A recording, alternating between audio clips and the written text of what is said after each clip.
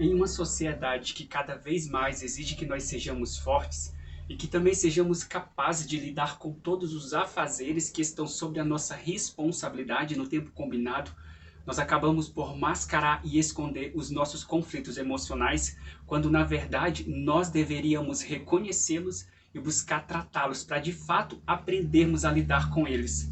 Por isso, no vídeo de hoje nós iremos falar sobre automutilação.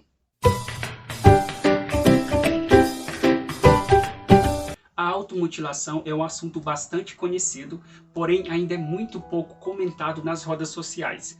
Muitos já conheceram um amigo, um parente ou alguém que se feria de forma branda ou às vezes de forma grave, quando se encontrava em algum momento que era desfavorável e que de algum modo lhe causava estresse àquela pessoa. Por isso, para iniciar esse vídeo, eu gostaria humildemente de tentar responder a uma pergunta-chave. Por que as pessoas se cortam, se automutilam? Bom, a resposta que a maioria das pessoas dão, baseado no errôneo senso comum, é que alguém só se corta, só se automutila na tentativa de chamar a atenção.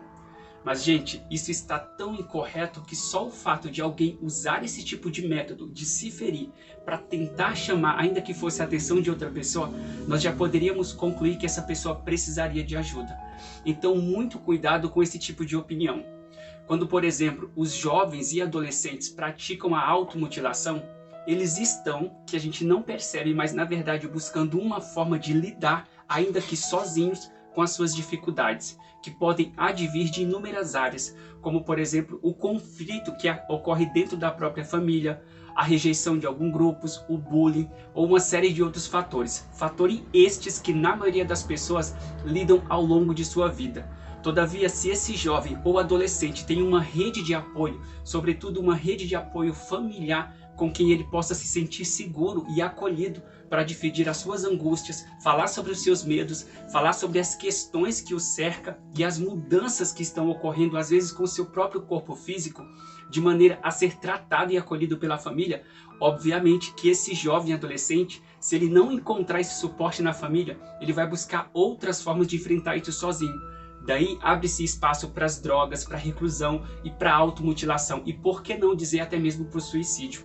Então, entendemos que quando alguém se mutila, essa pessoa está na verdade buscando um alívio, uma forma ainda que errada de lidar com as suas próprias angústias, com as suas próprias inseguranças relacionadas à vida que ela tem ou às mudanças que estão ocorrendo na vida dela naquele momento. Como por exemplo na adolescência, quando o seu corpo começa a se modificar e você passa a desenvolver desejos que antes você não sentia. Bom, os sinais que esses jovens e adolescentes nos transmitem quando eles estão se automutilando nem sempre são tão óbvios, pois além de cortes nos braços, ele também pode cortar as pernas, as virilhas, enfim, outros locais que sejam de difíceis visualizações pelos pais, pelos professores, as pessoas próximas. Por isso, bem mais do que buscar ver isso visualmente o que está acontecendo, os pais precisam ficar atentos às mudanças e aos comportamentos, como por exemplo, o jovem que fica mais recluso no quarto, que fica horas trancado sozinho, que usa vestimentas que não estão de acordo com a temperatura, usa camisa de frio quando está fazendo calor, fica muito tempo na internet, se distancia dos laços familiares e da amizade. Caso você perceba esse tipo de sinal, diálogo claro e acolhedor é sempre o mais indicado, visto que esse adolescente, por alguma razão, está acreditando que precisa passar por esses processos sozinhos. Então, desconstruir essa crença que ele precisa passar por isso sozinho é a primeira coisa a se fazer. Entendemos que tempo é uma das coisas mais raras que nós temos atualmente, porque os pais têm seus afazeres que quase sempre são fora de casa. E esse adolescente dificilmente vai até os pais, procura os pais para buscar esse tipo de suporte e acolhimento. Por isso é papel dos pais ir até esses adolescentes, adentrar o quarto, construir algum tipo de assunto, compartilhar uma coisa engraçada que aconteceu no dia, se preciso até demonstrar interesse por aquilo que o adolescente está fazendo naquele momento. Seja jogar um videogame, perguntar sobre isso, um desenho, um instrumento e etc. Mas de alguma forma, ainda que só por alguns minutinhos diários, os pais precisam fazer parte do mundo desse adolescente, da rotina dele. Bom, identificado que esse jovem ou adolescente recorreu a essas práticas de automutilação como forma de aliviar as suas angústias, cuidado com a repressão. Entendo que, em primeiro momento, para qualquer pai, ver o adolescente se cortando pode ser assustador. mas reprimir ou condenar o que ele está fazendo só fará ele se sentir ainda mais culpado. Por isso, esse não é o melhor caminho. Ouça o que o adolescente tem a dizer, sabe? Demonstre atenção e empatia pelo que ele está sentindo. Se demonstre interessado. Segundo ponto, procure ajuda profissional. Não tente lidar com tudo isso sozinho. Um profissional, principalmente da psicologia, vai juntamente com os pais construir um ambiente que seja acolhedor e ao mesmo tempo limitador na medida necessária para que esse adolescente comece a lidar com essas questões, com essas angústias que fazem parte da vida de uma forma mais saudável. Atenção, embora os professores e colegas e até pedagogos possam ser as pessoas que provavelmente identificarão primeiro esses comportamentos nos alunos, os pais não podem transferir essas responsabilidades para as escolas.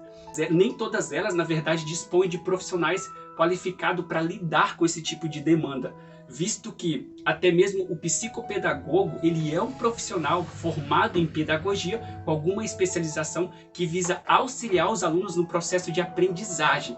Por isso, ele não poderia tratar transtornos mentais. Por fim, toda dor tem uma causa, um ato, um motivo. Escutar, compreender e não julgar já é parte indispensável do tratamento. Então, se você procura uma forma ou um tratamento profissional para ajudar você a lidar com as questões do seu filho ou para se ajudar, eu te convido a conhecer o nosso projeto Ter a Vida. Projeto esse que conta com psicanalistas, psicoterapeutas e psicólogos especializados nas maiores demandas do mercado atual. Eu tenho certeza que aqui a gente vai conseguir te ajudar e tornar isso um processo muito mais tranquilo e, por que não, saudável. Beijo no seu coração.